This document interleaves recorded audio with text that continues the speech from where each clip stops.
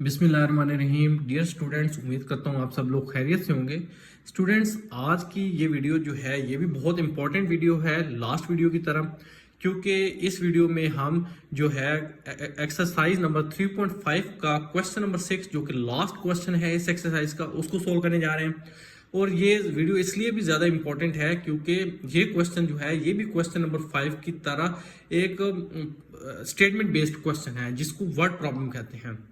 तो और इस तरह के जो क्वेश्चंस होते हैं ये एग्जाम्स के पॉइंट ऑफ व्यू से बहुत ज़्यादा जो है वो अट्रैक्टिव होते हैं, क्योंकि इसमें आपके सिंपल मैथमेटिक्स, फिर आपके जो डेरिवेशन के टूल्स हैं, जो रूल्स हैं, उनको भी चेक किया जाता है। फिर आपकी जो स्किल्स हैं कि आप क्वेश्चन को पढ़ के जो है कैसे उससे डाटा जो है वो अखज़ करते हैं, इंटरप्रेट करते हैं, उसको सोल्व करते हैं, ये सारी चीज़ें जो है आपकी जो है एक ही क्वेश्चन में चेक हो जाती हैं। इस पॉइंट ऑफ व्यू से ये क्वेश्चन जो है वो बहुत इंपॉर्टेंट है। तो आपने वीडियो को स्किप नहीं करना, क्योंकि अगर आप स्किप कर देंगे फिर आपको कोई स्टेप जो है वो समझ नहीं आएगा। अगर स्टिल उसके बाद भी अगर आपको कोई स्टेप समझ ना आए तो कमेंट सेक्शन में ज़रूर बताइएगा, मैं इंशाल्लाह उसको रिपीट भी कर दूंगा, और अगर ज़रूरत पड़ी तो दोबारा उसके ऊपर भी एक छोटी सी वीडियो बना दूंगा। सो क्वेश्चन नंबर 6 की मैं स्टेटमेंट यहाँ पे मैं नहीं लिखी, आप बुक में देख सकते हैं। मैं उसको यहाँ पे इंटरप्रेट कर देता हूँ क्वेश्चन की स्टेटमेंट को पहले, फिर स्टेप बाय स्टेप जो है हम सोल्व कर लेते हैं। तो उसमें क्वेश्चन नंबर 6 में ये कह रहा है कि एक बैक्टीरिया है और वो हर आधे घंटे बाद जो है वो खुद को 2 हिस्सों में तकसीम कर लेता है, मतलब डबल हो जाता है। तो टाइम टी के बाद कितने बैक्टीरिया होंगे हमने वो बताना है। तो फंक्शन जो है बुक में आपके क्वेश्चन में गिवन है a of t equal to 5000 to power 2 t। तो अगर आप देखना चाहते हैं कि जब t जो है टाइम जो है 0 हो रहा है तब कितने बैक्टीरिया है, जस्ट आप t की जगह 0 पुट कर दें। जब 1 आवर गुजर जाता है तब कितने बैक्टीरिया होंगे, टी की जगह आप 1 पुट कर दें। तो आपको इस तरह मुख्तलिफ वैल्यूज पे मुख्तलिफ टाइम पे जो है आपको बैक्टीरिया की तादाद जो है बहुत आसानी से मिल जाएगी। नेक्स्ट हमने a prime of t, a prime of 1, a prime of 5 जो है वो फाइंड करना है। ए प्राइम ऑफ टी का मतलब है कि हमने इस फंक्शन का जो है रेट ऑफ चेंज फाइंड करना है, rate of change of bacteria find करना है। डेरिवेटिव सिंपल हमने फाइंड करना है इस इक्वेशन 1 इस फंक्शन का। जब रिजल्ट आ जाएंगे, फिर जब टाइम जो है 1 आवर गुजर जाता है तब रेट ऑफ चेंज कितनी होगी बैक्टीरिया की ग्रोथ में वो फाइंड करना है। सिमिलरली जब 5 आवर्स टाइम गुजर जाता है तब रेट ऑफ चेंज कितनी होगी वो फाइंड आउट करनी है। तो ये सारा निचोड़ है क्वेश्चन की स्टेटमेंट का। तो अब सबसे पहले तो हमने इस फंक्शन का डेरिवेटिव ही फाइंड करना है। सो differentiate this function with respect two variable T. अब देख सकते हैं यहाँ पे वेरिएबल टी टाइम इन्वॉल्व है, लिहाजा ए फंक्शन का डेरिवेटिव अब आप टी वेरिएबल के हिसाब से लेंगे। So d by d t a of t equal to d by d t. अब ए ऑफ टी जो फंक्शन है उसकी वैल्यू पुट कर दी 5000 इंटू 2 पावर 2 टी। अब यहाँ पे एक डेरिवेटिव का कंसेप्ट यूज होना है कि जो ए पावर एक्स का जो डेरिवेटिव होता है वो basically a power x into natural log of a होता है। अब ए का मतलब है ये कोई नंबर है, इसमें एक कंडीशन होती है कि ए की वैल्यू ग्रेटर देन 0 होनी चाहिए। फॉर एग्जांपल 1 भी हो सकती है, 2 भी हो सकती है, 3 भी हो सकती है, कुछ भी हो सकती है। तो अगर ये 2 पावर x है तो इसका डेरिवेटिव क्या होगा 2 power x natural log of 2। फिर a नहीं लिखेंगे, फिर आप 2 लिखेंगे जो a की वैल्यू होगी। ठीक है, सो ये कंसेप्ट यूज कर लेते हैं यहाँ पे डेरिवेटिव लेने के लिए। 5000 तो कांस्टेंट है, इसको पहले लिख दिया। 2 पावर 2 t का जो है वो डेरिवेटिव ले लेते हैं with respect two variable t। 2 power 2 t ऐसे ही है जिस तरह a पावर x है।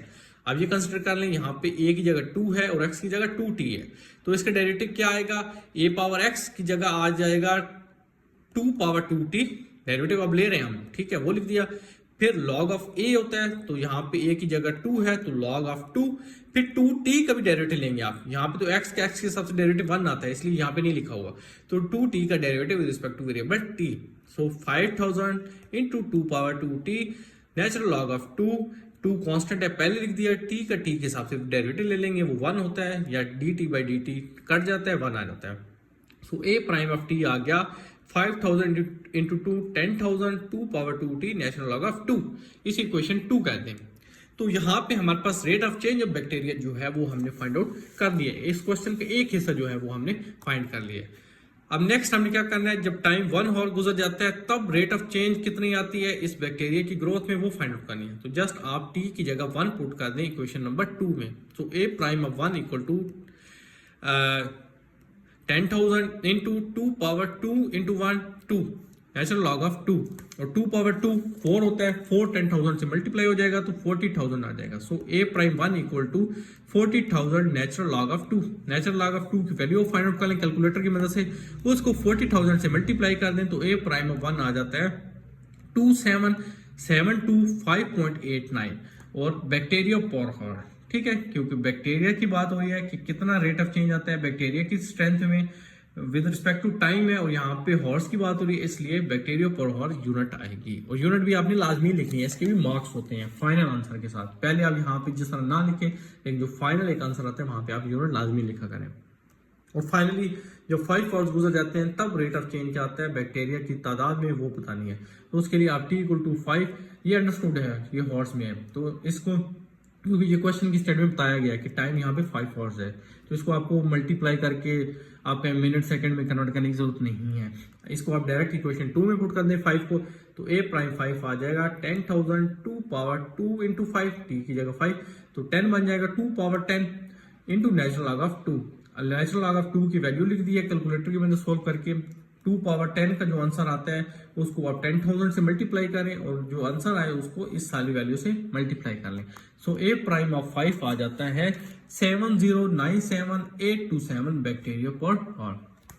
और साथ ही उसने एक छोटी सी चीज और भी पूछ ली है कि बताएं जो बैक्टीरिया में जो इंक्रीज आ रहा है वो किस तरह का है, मतलब अपने रिजल्ट्स को इंटरप्रेट करें। तो इंटरप्रेट करने का यही है कि 1 हॉर के बाद जो बैक्टीरिया में चेंज आ रहा है और 5 हॉर के बाद जो बैक्टीरिया में चेंज आ रहा है, इनकी दोनों रेशियो लेके हम देख लेते हैं कि जो हमारे रिजल्ट्स किस तरह से जो है आ रहे हैं। सो ये ratio a prime of 5 divided by ये रेशियो a प्राइम ऑफ 1, तो 256 का आंसर आ रहा है, और ये बहुत बड़ा फैक्टर है।